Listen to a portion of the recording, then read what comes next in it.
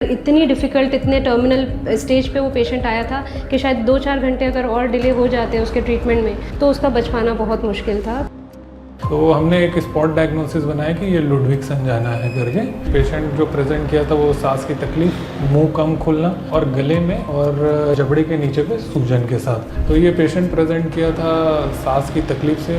वो इतनी ज़्यादा गंभीर थी उसकी सांस की तकलीफ कि वो मरीज लेट भी नहीं पा रहा था। इतने क्रिटिकल होती है ये सिचुएशन कि इसमें ऑपरेशन करने के लिए सुन करना भी बहुत क्रिटिकल होता है। अब जब मवाद आने लगा तो वो पूरा एरिया इन्फेक्टेड था। जो एक नॉर्मल सर्जिकल प्लेन था वो कुछ नहीं मिल रहा था हमको। हर जगह से सिर्फ मवाद आ रहा था, आपको कुछ डिफ्रेंशिएट नहीं हो रहा था कि कहाँ मसल है, कहाँ ब्लड वेसल है। तो ऐसे में कई मेजर वेसल्स जाती है गले की, उसको इंजरी होने का खतरा रहता है। तो बड़ी मुश्किल से फिर हमने ये सावधानी सारी बरतते हुए ट्रैकियोस्टमी करी और वो प्रोसीजर अच्छे से हुआ।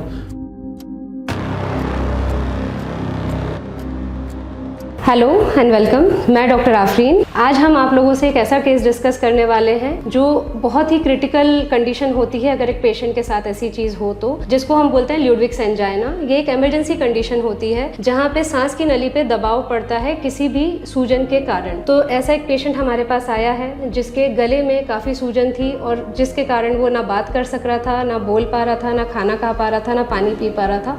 तो ये कंडीशंस बहुत ही क्रिटिकल होती हैं जिसमें सांस की नली पे बहुत ज़्यादा दबाव पड़ता है और उस कारण पेशेंट की जान सांस ना लेने की वजह से जा सकती है अगर टाइमली उसका इलाज पेशेंट ना करे तो जब पेशेंट हमारे पास आया, पेशेंट को हमने ये सारी चीज़ें बताई और मेनली इसमें सबसे इम्पॉर्टेंट है पेशेंट की जान बचाना, मतलब उसकी सांस की नली खोलना। तो सर हमें बताएंगे कि उसके लिए हमें क्या करना चाहिए। मैं doctor Apurva Verma, ENT surgeon, hitech hospital. पहले तो इसका एक शॉर्ट में मैं आपको हिस्ट्री बता देता हूँ। ये पेशेंट जो है 30 ईयर ओल्ड मेल है जो कि एक मेडिकल स्टोर में काम करता है। जो सबसे बड़ी चीज़ मैं एक जागरूकता के विषय से बताना चाहूँगा, जो ऑन काउंटर ड्रग्स जो रहते हैं, जैसे यहाँ इंडिया में बहुत ही कॉमन है, देखेंगे तो जैसे किसी को भी सर्दी खांसी होती है, भैया मेडिकल स्टोर में सर्दी की दवाई दे दीजिए, बुखार की दवाई दे दीजिए। इस पेशेंट को ये खुद मेडिकल स्टोर में कार्यरत था। इसको सूजन है, इसको मालूम था कि दर्द की दवाई लेनी है या एक रैंडम कोई सी एंटीबायोटिक लेनी है। इसने एक लोअर एंटीबायोटिक चालू किया और एक दर्द की दवाई ले रहा था। तो पिछले 5 दिन से ले रहा था और 4-5 दिन उसको तकलीफ ऐसे चालू हुई कि वो खाना भी नहीं खा पा रहा है, पानी भी नहीं पी पा रहा है, इवन अपना जो थूक बन रहा है सलाइवा उसको भी डिटक नहीं पा रहा है। तो उसने 4 दिन से कुछ नहीं खाया था, लेकिन उसका ऐसा लग रहा था कि वो खुद से दवाई तो ले रहा है ना, वो ठीक हो जाऊंगा करके। तो इसके लिए उसने किसी से कंसल्ट नहीं किया, एक स्पेशलिस्ट से। सबसे बड़ी गलती ऐसे जो हमारा मोटिव है इस वीडियो को बनाने का कि जागरूकता लोगों के बीच में लाया जाए कि अगर आपको कोई तकलीफ है तो एक स्पेशलिस्ट से मिलना चाहिए आपको, जो इसने नहीं किया और खुद ऑन काउंटर ड्रग्स लेना चालू किया, जिसके साइड इफ़ेक्ट या बोल सकते हैं या जिसके वजह से डिले हुआ ट्रीटमेंट, तो वो इतना कॉम्प्लिकेट हो गया प्रोसीजर। तो ये पेशेंट प्रेजेंट किया था सांस की तकलीफ से। वो इतनी ज़्यादा गंभीर थी उसकी सांस की तकलीफ कि वो मरीज लेट भी नहीं पा रहा था। तो पेशेंट को हमने प्रॉपर रखा हुआ था। तो ऐसे कंडीशन में एक क्लिनिकल डायग्नोसिस होता है जिसमें हमको जांच की भी ज़रूरत नहीं होती। हम पेशेंट को एग्जामिनेशन और जो फाइंडिंग रहता है उससे हम एक बीमारी को पता लगाते हैं।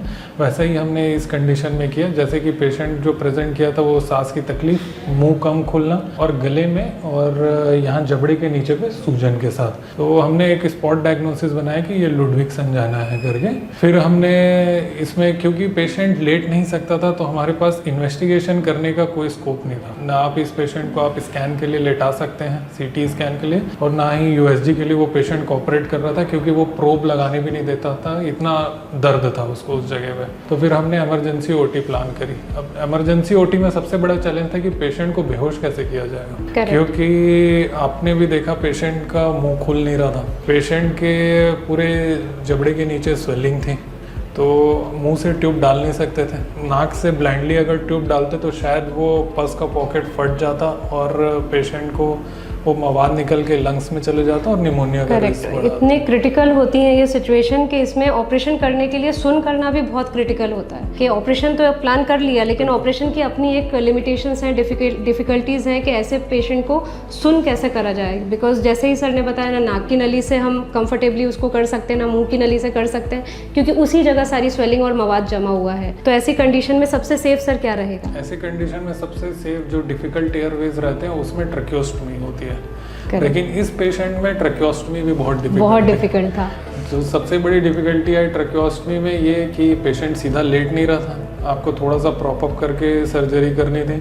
आप पेशेंट को गले को एक्सटेंशन ज़्यादा नहीं दे सकते थे, ज़्यादा अगर आप गले को उसका एक्सटेंशन देते तो उसकी श्वास की तकलीफ बढ़ जाती। तीसरा जो सबसे बड़ी डिफिकल्टी थी कि जैसे ही हमने उसको यहाँ पे चीरा मारा, इंसिजन लिया और मसल सेपरेट किए तो पूरा वहाँ से मवाद आने लगा। अब जब मवाद आने लगा तो वो पूरा एरिया इन्फेक्टेड था। जो एक नॉर्मल सर्जिकल प्लेन था वो कुछ नहीं मिल रहा था हमको, हर जगह से सिर्फ मवाद आ रहा था। आपको कुछ डिफ्रेंशिएट नहीं हो रहा था कि कहाँ मसल है, कहाँ ब्लड वेसल है। तो ऐसे में कई मेजर वेसल्स जाती है गले की, उसको इंजरी होने का खतरा रहता है। और वो सबको बचाते हुए आपको श्वास की नली ढूंढ के उसमें ट्यूब डालना होता है, जिसको ट्रैकियोस्टमी बोलते हैं, जो अपने आप में ही एक चैलेंज है इस केस में। तो बड़ी मुश्किल से फिर हमने ये सावधानी सारी बरतते हुए ट्रैकियोस्टमी करी और वो प्रोसीजर अच्छे से हुआ। उसके बाद फिर उनको पूरा जनरल एनेस्थीसिया दिया गया, यानी कि पूरा मशीन से उसको श्वास दिलाई गई पेशेंट को और पूरा बेहोश करके फिर मैडम ने आगे का प्रोसीजर प्रोसीड किया। हाँ, एक और बात मैं यहाँ बताना चाहूँगी। यहाँ बहुत बड़े मिथ भी हैं जो पनपते हैं। जैसे जब वो पेशेंट आया था तो हमने जब उससे पूछा कि आपने क्या किया 5 दिन, क्यों आप नहीं आए, तो एक तो जो सर ने रीज़न बताया क्योंकि वो खुद फार्मेसी में था तो उसे लगा मैं मैनेज कर लूँगा। दूसरी बड़ी चीज़ यहाँ पेशेंट ने ये बोला है कि हमें लगा कि गलवा माता आ गई है। तो जो बहुत यहाँ कॉमन कल्चर है कि गले में कुछ सूजन आ जाना मतलब उसको एक किसी भी माइथोलॉजिकल थॉट से रिलेट कर देते हैं कि गलवा माता आ गई है, अपने आप चली जाएगी। जबकि ऐसी कोई भी मूर्खता किसी को नहीं करनी चाहिए। अगर इतनी डिफ़िकल्ट, इतने टर्मिनल स्टेज पे वो पेशेंट आया था कि शायद 2-4 घंटे अगर और डिले हो जाते उसके ट्रीटमेंट में तो उसका बच पाना बहुत मुश्किल था। तो ऐसी कोई भी मिथ पहली बात तो अपने दिमाग से मेडिकल फील्ड रिलेटेड तो हटा देनी चाहिए कि कोई इस वजह से ये चीज़ हो रही है या चली जाएगी, अपने आप ठीक हो जाएगी, वो नहीं होती है। अब रही बात कि जब पेशेंट को सांस की नली सिक्योर हो गई, उसका एयरवे हमने बचा लिया, वो सांस अच्छे से ले पा रहा था मशीन के थ्रू, तो उसका जितना भी मवाद था वो चीरा लगा के वो पूरा मवाद निकाला गया, ड्रेन किया गया, वहाँ पे ट्यूब्स लगाई गई ताकि आगे भी 2-3 दिन तक वो मवाद निकलता रहे और उसका जो कंप्रेशन है, जो उसने एयर पाइप पे या जो सांस की नली पे जो दबाव है वो बाहर के थ्रू बहता रहे और दबाव कम हो जाए और उसकी जान बच पाए। और दूसरी बात ये है कि ये तो सर्जिकल पार्ट है, साथ ही साथ ऐसे पेशेंट में जब इतना इन्फेक्शन है कि मुँह से गले तक उसको पूरा इन्फेक्शन है तो एंटीबायोटिक्स भी थोड़ी हमें अपग्रेड करके हायर एंटीबायोटिक्स चलानी पड़ती हैं। तो वो सारी चीज़ें मैनेज करते हुए वो केस हमने मैनेज किया। पेशेंट बिल्कुल खतरे से बाहर है, अभी एकदम अच्छा है, काफ़ी कंफर्टेबल है, सांस ले पा रहा है, लेट पा रहा है, बैठ पा रहा है। यही हमारा मकसद है कि हम किसी को रिलीफ दे पाएँ, प्लस जिनको ये कभी आगे ये परेशानी हो तो उन्हें ये पता हो कि टाइमली आना कितना ज़रूरी है। इतने एकदम टर्मिनल स्टेज पे आने में काफ़ी मुश्किल होती है। इवन जो सर्जन्स हैं उनको भी काफ़ी चैलेंजेस लेके, काफ़ी रिस्क लेके काम करने पड़ते हैं, जो शायद अगर वो पहले आ जाता तो हम ज़्यादा अच्छे से उसको कर पाते, इतने रिस्क हमें नहीं लेने पड़ते। वो शायद पहले आता तो हमको शायद ट्रैकियोस्टमी करने की जरूरत भी नहीं पड़ती, हम सिर्फ IND करके बाहर आ जाते। करेक्ट। अभी जैसा मैडम वो करेक्ट हो जाएगा, ये ट्रीट हो जाएगा, तो फिर उसके बाद आप कैसे प्रोसीड करना चाहेंगे ओरल एग्जामिनेशन में? क्योंकि जैसा कि लुडविग्स का हम सब जानते हैं, मोस्ट कॉमन कॉज इस डेंटल स्पेस इन्फेक्शन या सलाइवरी ग्लैंड का इन्फेक्शन से होता है। तो अब आगे आप क्या प्रोसीड करेंगे इसमें? करेक्ट सर, अभी कैसा है कि अपना मेन अपन ने उसे लाइफ थ्रेटनिंग कंडीशन से निकाल लिया है। अब हम ये देखेंगे कि वो सोर्स क्या था, वो मवाद कहाँ से बना था, क्या वो दांत के इन्फेक्शन से बना था कि कोई ग्रंथि की वजह से बना था, कोई ग्लैंड की वजह से या कोई पाउच। अब वो सोर्स अपने को पता लगा कि वो सोर्स का भी इलाज करना उतना ही ज़रूरी है जितना अभी हमने टाइम बचाने के लिए उसको ज़िंदगी के लिए हमने किया है। फिर उसका इलाज करके पूरी तरह उसको जड़ से ख़त्म करके उसका इलाज हो पाएगा। तो उसके लिए अब हमारे पास लेजर टाइम है, हम उसको इन्वेस्टिगेट कर सकते हैं, पता लगा सकते हैं और उसको ट्रीट कर सकते हैं। ये जो एक बीमारी होती है ल्यूडविग्स एंजाइना, ये बड़ी सीरियस चीज़ है, लेकिन ये सीरियस चीज़ एक बहुत ही छोटी सी चीज़ से शुरू होती है। मोस्ट कॉमन 90% चांसेस जो होते हैं वो एक दांत का दर्द होता है। दांत में दर्द होता है, कई लोग उसको इग्नोर कर देते हैं, दवाई खा लेते हैं या लौंग लगा लेते हैं, बहुत सारी चीज़ें जो लोग अपने आप ही कर देते हैं और कई बार वो इन्फेक्शन या वो दर्द बैठ जाता है और अंदर ही अंदर वो इन्फेक्शन कंटिन्यू रहता है। पेशेंट को पता नहीं चल रहा क्योंकि दर्द कम हो गया है लेकिन हड्डी वहाँ से गलती जा रही है, वहाँ से आपका इन्फेक्शन डीपर टिश्यूज़ में फैलता जा रहा है और जब ये मवाद इतना ज़्यादा फैल जाता है कि आपके सांस की नली तक प्रेशर लगने लगे, मीन्स अगर आपके लोअर जबड़े का या कहीं का भी दर्द है और मवाद पूरे धीरे धीरे नीचे तक आने लगे और पूरा सांस की नली पे प्रेशर बना दे, तो ये इतना सब होने में पेशेंट ने क्या इग्नोर किया, वो छोटा सा दांत का दर्द। अगर शायद वो उस चीज़ को इंपॉर्टेंस दे देते, दिखा देते और इलाज करा लेते तो इतना बनता ही नहीं। तो ये कुछ चीज़ें रहती हैं जो पेशेंट को समझना चाहिए कि ये आगे चल के बहुत बड़ी भी हो सकती है। कई बार किसी और जगह इन्फेक्शन जो कि आपके गले से संबंधित ऊपर या नीचे कहीं भी इन्फेक्शन है जो